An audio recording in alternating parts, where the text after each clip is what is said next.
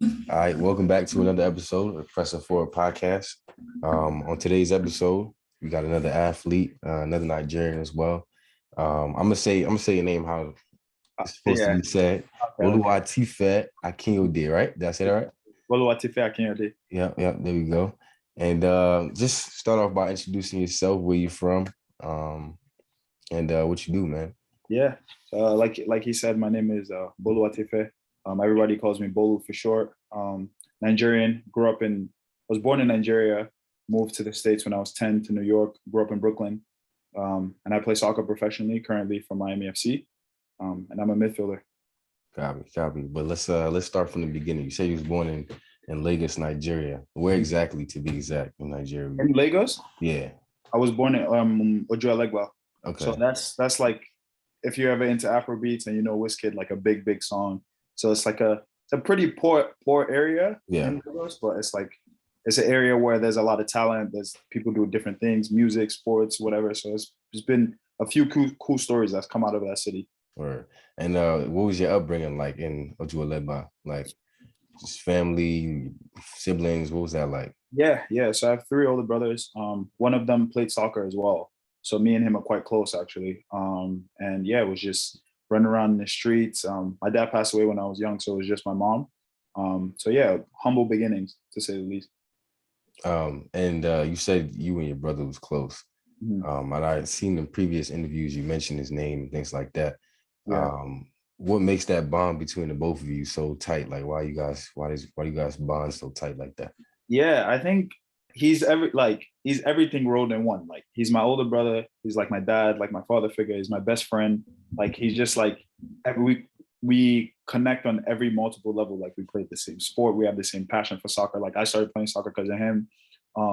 We listen to the same music. Like we've just done everything, and we've been similarly close in everything we've done, whether it's school, whether it's soccer. We've just always been around each other, and he's watched me grow. Like he always jokes around like he knew myself before I knew myself Yeah, because yeah. he's always been around me for that long. So I Right. think those kind of bonds, like you're lucky if you get one of them in your life. Most definitely.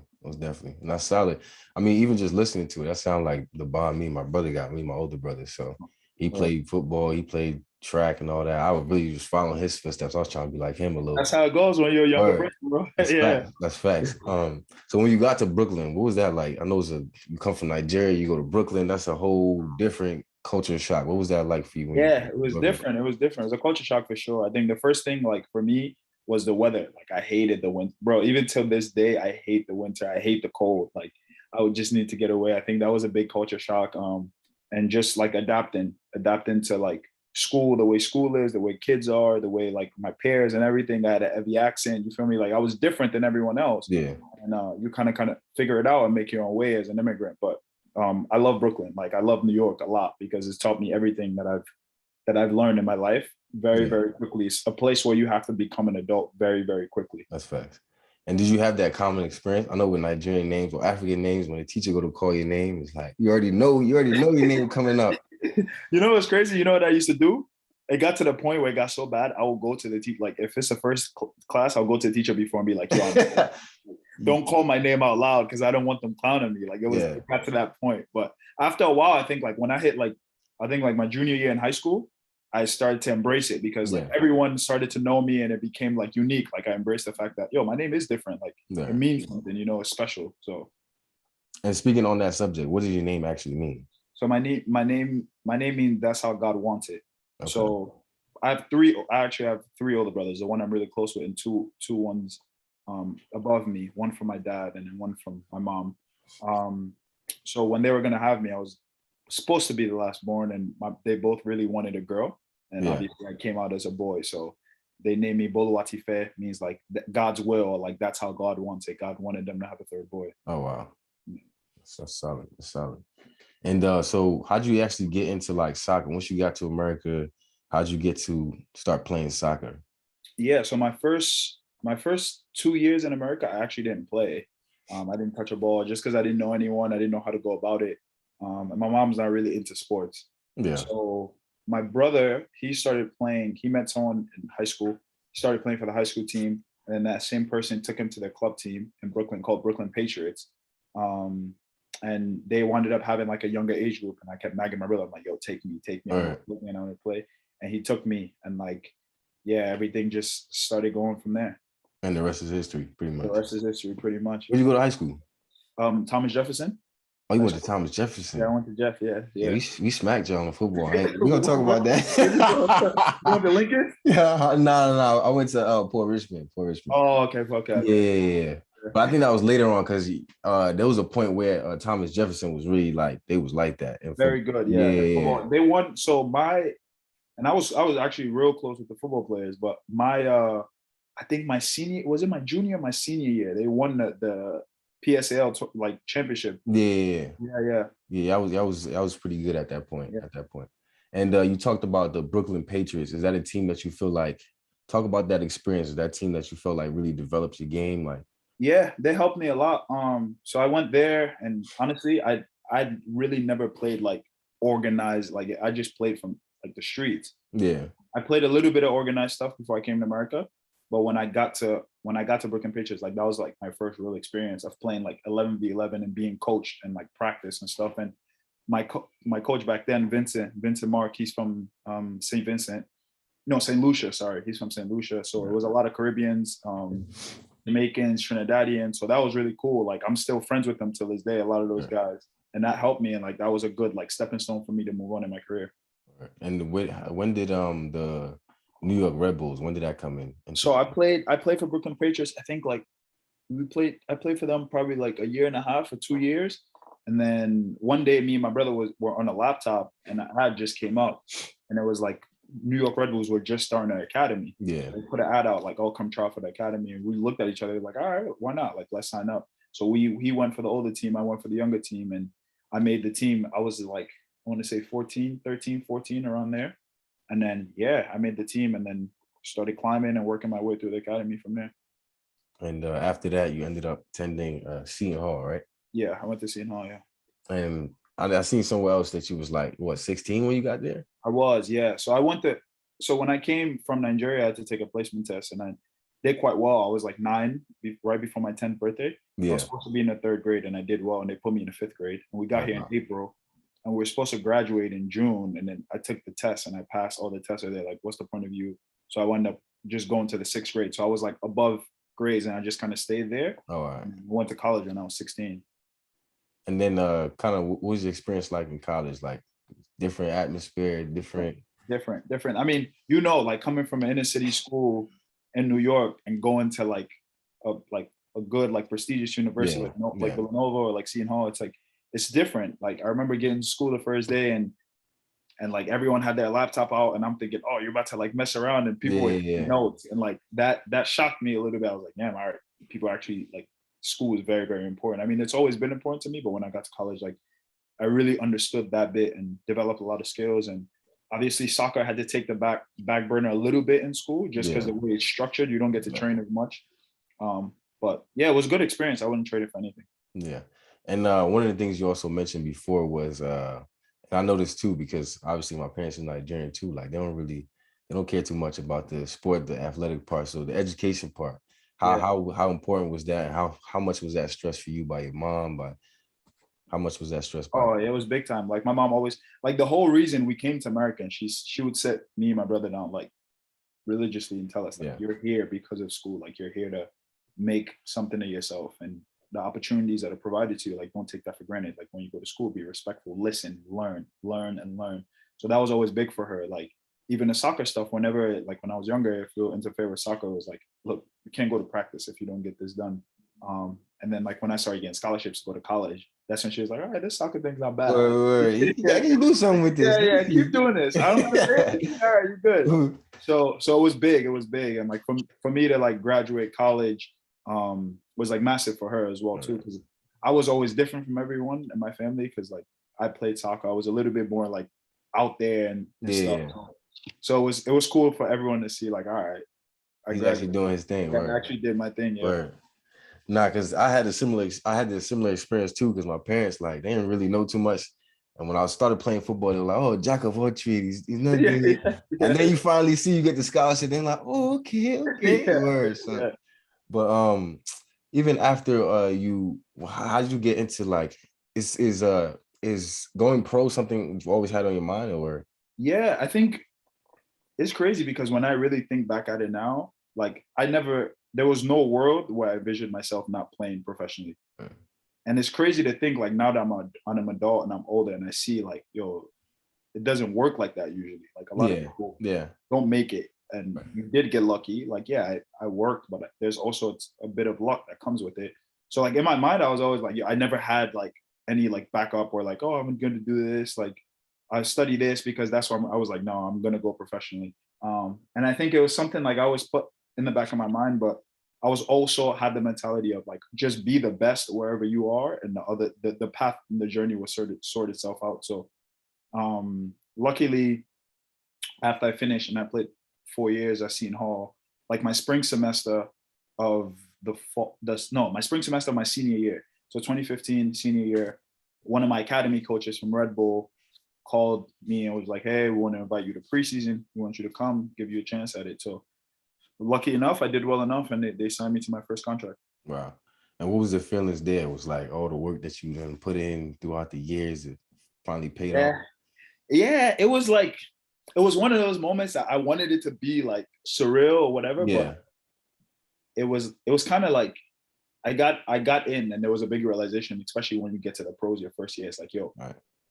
when you're in college, like you're probably the best player on your team. Right. When you get to the pros, everybody there was the best player in their college. Everybody there had been the best player somewhere else.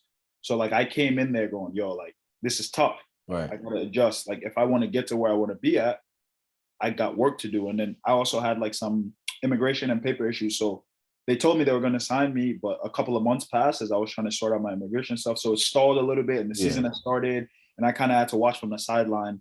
I was so ready for it to happen. But when it happened and I was like, damn, all right, bet. And I signed and I was like, all right, but you still got work to do. Right. Right. That was So kind of, that's how it was. okay, so it's one of those feelings like obviously you've accomplished your goal, but now it's like reality hit. Like I still gotta show up and perform. Like Exactly. and so what were the feelings from like your mom, your family? Were they excited about the whole Yeah, experience? yeah. Everybody was static. I was still in school actually when it happened. So Oh wow. I was finishing up my spring semester. And luckily, like the training facility was only like 20 minutes from the my campus. So I was Yeah. still able to like finish school. So they were excited for me. Everybody was excited. My brother was excited, my mom, my uncles and everything. And my mom threw a big like graduation party. And Oh like wow. Wow. just turned 21, graduated college and went pro all at the same time. So it was a good feeling like for Yeah. everyone. And it's nice to see everyone happy for you, you know? Most definitely. Most Yeah. definitely. So it sounds like you was on that kind of high almost. I was. So what was that welcome to the pro moment for you? Was there like a specific practice or something that you was like, oh, I'm really like a professional now? Like, Yeah. So I signed and then like a couple of days later I made my debut, which was cool. It was away in Charleston. But we played, I don't know how much you know about soccer, but that summer, so I'll say like 2 months after me signing my first contract, we played against Chelsea. And Chelsea is like one of the biggest teams in the world. yeah, Definitely like probably like top 10 for sure. most definitely. And they had like a preseason tour here. So we got to play against them. And I got to play against Chelsea. And like the stadium was sold out. It was packed. And I remember that moment and like after the game, like and then like till this day, people talk about it. And we beat them as well too. Oh wow. Oh They wow. just won the Premier League in England and we beat them 4-2. And I remember like standing there looking around like, damn, like all the sacrifices, all the hard work, like this is the moment. This is the reasons why you've done that. You've given up so much in your life and Right. missed out on things and did whatever. It's because of this right here. And like it might have only lasted for not that long, but it was an incredible moment for me. Like Right. that moment, I was like, all right, you're a pro now. Like you just like these are people that I played with on video games that I've Yeah. idolized. Like I just played against them and beat them, you know? So All that right. was cool. That's probably a crazy feeling. It's probably a Yeah. crazy feeling. So what's the pregame playlist like? Is there Afro beats on there? Afro beats is not for pregame. That's enjoyment. You feel me? Word. That's enjoyment. But Word. pregame. All right. So I'm a big 50 Cent fan. Oh, 50. All So right. so just G Unit. There's always a lot of G Unit, a lot of old school G Unit. Um, I'll listen to some. I like Pop Smoke a lot too. Okay. So I'll listen to some Pop Smoke. Um, Since I've been in Florida, like I like Kodak too, so I All right, listen all to right. Kodak, like anything that gets me going. But like I always connect music with like I don't know, like moments and memories. So anything That's that could tap me back to like good memories or something that gets some sort of emotion going to me, like I yeah. always like I have a playlist like specific for that. Okay. Solid, solid. And what was I about to ask? How do you feel like you're able to strike a balance between being professional and then also still like obviously you want to enjoy your life, Mhm. having a social life and things like that. How do you balance that? I think the key and the word that you use is balance. Yeah. And the first I'll say is keep the main thing, Most right? definitely. Like soccer is your job, your body is your job, like as an athlete or whatever you do. But always make sure you keep that focus with that in mind and understand like, okay, we got, let's say like I like to work on a work reward basis. You feel me? Right. So good performances, a run of games, something I've done well, okay, I can reward myself. I'll step on the town, I can enjoy myself. I'll do whatever, like I'll take a day for myself and enjoy it. But like you gotta earn it. You know what I'm saying? Like that's kind of my mentality is like if you can push yourself to earn it and you know, okay, I got a couple days coming up here where I don't have anything to do. Yeah. Let me put in the performances for 10 days and 2, 3 games. And then those 2 days I can enjoy myself a little bit. I think that keeps a good balance because it's a season of 10 months. So you're playing for 10 months. You can't like you're not gonna be professional every single day for Yeah, 10 that's months. true. It's impossible. So you gotta find ways to do it, but don't overdo it as well. Yeah. So I think the most important thing is there obviously everything in moderation, essentially. Exactly. And just Exactly. keeping the main thing the main thing. Exactly. Being a Exactly. professional is obviously the forefront of obviously what you're doing right now and the time Mhm. in your life right now. Yeah. Now have you ever like been through any injuries and things like that throughout your career? Luckily I've been lucky enough. I haven't had any like major injuries or surgery, but last year our playoff game I got hurt. So I sprained my MCL and I had like a small tear in my Okay. meniscus. And it was like 8 weeks of rehab in the off season. And that was tough. Like it was tough because I'd never had any injuries. Like I've been Yeah, so yeah. lucky. Even till this day, I haven't like missed a training session in 8 years. Wow. So I've That's been solid. very, very lucky and like very Solid. blessed. But when that happened, it was tough because it's a different kind of mentality every day just to get yourself to do the Right. things that you do normally already. So I have a lot of respect for people that have had surgeries and had those kind of things because Right. it's not easy to come back from. Definitely those mental hurdles that you gotta go through and stuff like that. Mhm. So what does the diet and the regimen consist of? If you're not, I'm about to say your diet sound like it gotta be good if you ain't going through no injuries and nothing like that. Yeah, yeah. So I'm actually like plant-based. So I'm vegan. Okay. How So long you that's been doing that? 4 years now. Oh wow. Yeah, for about 4 years. So I changed when I had like I finished one a season and I don't know. I would always like my back would hurt a lot. My lower back would hurt. I felt like I was carrying maybe a little bit more weight than I should Yeah. have. Yeah. And my brother is vegan as well, so he was like, "Why don't you just try it for the off season and see what happens?" And I tried it. I changed my whole diet, and I came back. I remember I came back. All my teammates was like, "Yo, like you're so much fitter. You're That's flying. You crazy. look different." And I'm telling you, bro, like it's been one of the best things that I've done for my career. That's crazy. I don't know, man. I tried it, but I'm like, when my mom be cooking and stuff like that. Yeah, I don't no, know. So you no, don't. So you don't be it's eat. tough. I'm about to say. So you don't be eating the food your mom make, then? So my mom is a good cook, so she'll put spins to it. You know what I mean? Oh, Like okay. Got she'll you. put Got like you. Got you. mushroom. She'll make it like a different little dish, but she put her own little spin to it. But it was tough in the beginning. Like I go home and mom is making like I'm like, damn, I want that. What? Word. Word. So I mean, as you know, football or soccer, as you call it football, but as you know, the sport at some point comes to an end. Mhm. Um, and not to put that in your head or anything like that, but what do you hope to accomplish before your career is over?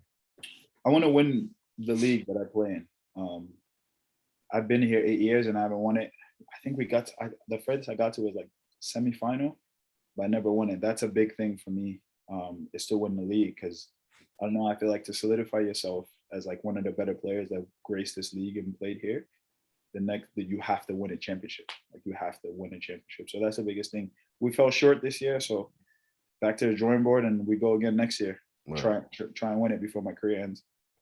And what do you find to be the motivating factor for you right now that just keeps you going? To keep me going, like in my career. Yeah. I was actually just talking about that with one of my teammates, and like the biggest thing for me is like I always flip back. and channel back to like when I was a kid in Nigeria, and I would make like I would be in the house or whatever, and I would make these balls like with newspaper and Yeah. wrap it with tape and just kick it around and kick it in the net and run around and celebrate or whatever in between. It would drive my mom crazy, but I would do that. And whenever like it gets hard for me or whatever, I think, damn, I've been doing this for a while, whatever. I think back to that kid because there's nothing more than that kid would have wanted than to be in this position that I am right now. I'm in Miami, I'm in Florida, I'm playing professionally. Like I've been playing for 8 years, like all these things that I've accomplished, all these memories I've created. Like that's what keeps my fire burning, you know. And I do it for like the young self because that's who like I think at the end of the day, like when we become adults and when we grow older, the biggest thing is to never lose your inner child. And I think for me, like to satisfy that inner child is to be successful every year on an individual basis first, and then think about the team. Solid. And even through all the fame, the attention, whatever the case may be, what do you feel like keeps you grounded through all that? Would you say it's also because of your upbringing as well? Yeah, my family, my brother for sure. Yeah. The way we've always been, like, it's always like come from a very like kind of tough love, you know, fun of each other kind of thing. So I think my family always keeps me humble. And whatever I do, whenever I go home, whenever I talk to my mom, and it's cool because my mom, like, she doesn't care about the soccer stuff, you know. So I'm just always still her son whenever I talk to her. So that always keeps me grounded. And like the way we grew up and the way I was raised, that's always been the kind of person I am. And I don't think nothing would ever change that. Right. No, that's solid, man. That's incredible because I think at the end of the day, it's easy to get the attention or whatever the case may be, and then feel like, you know, you're this macho guy, you're this big guy, whatever the case may be. And on that subject, how do you feel like you want to make an impact? How do you want to leave a legacy? What do you want your legacy to be? Yeah, I think so. When I'm done playing, I want to go into coaching, and I want to coach in college. And I think we'll see. We'll see.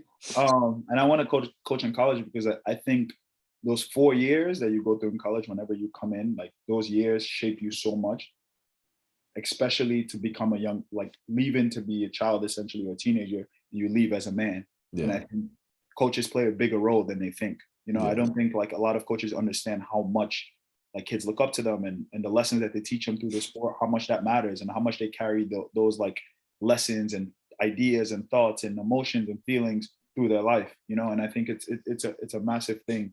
And I think that's something like I can do to help, and I can give back with all my experiences and everything I've been through to kind of help like kids from, I guess, that 17, 18, 16 in my case to 20, 21, 22 as they go out into the real world and become young men, you know? Like you say, I mean, you have a wealth of experiences. Like, what good is it to just hoard it and then not be able to pay it forward? So, exactly. And even on that topic of coaching, what is one of the most important lessons that you've learned from a coach? Oh, that's a good question. I never thought about that.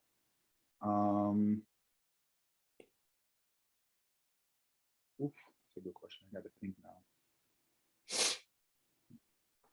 See if he was listening when Coach was talking. Yeah, I know, right? I think one of my coaches always told me. No matter what's going on in your life, essentially, like the main thing is no one cares. You still have to show up to work every single day. You know, you still got to show up because everyone's going through something. Right. And everyone still shows up to work. So that doesn't excuse you. It doesn't make anything different. So the idea of like coming into work every day and putting it in, emptying your tank, I think that's big. Another lesson that a coach actually this season taught me, and I held it so high because I think it's incredible. He said, the way you do anything is the way you do everything. That's how you do everything. I've heard that, yes. So he told me that in a moment, and it was a moment where like people, like we're in, I think it was like later in the season, you know, everyone's like it was like a little bit chilly, it was raining, like you can just tell the mood wasn't there to like kind of train and put in the work, and it was getting sloppy. And he said that, and I was like, damn, like at any moment, like you are here for only a couple hours in this realm, in this field, like the way you warm up, that's how you're going to carry on the rest of your day and the rest of your week, and then the game on Saturday, and then it just becomes a trend. And that was special to me. Like I kept that in the back of my head. No, that's solid advice. And that's pretty much talking about like habits and things like that. The habits you form is who Yeah, you eventually become. exactly. Um, so more of on like an entrepreneur side, it's more of a question on that end. If you could start a business tomorrow, what would that business be? If I could start a business, I got you. So actually, there's an idea that I've kind of floated. Don't go around stealing my idea. My Yeah. idea is obviously going to revolve around soccer, but I Yeah.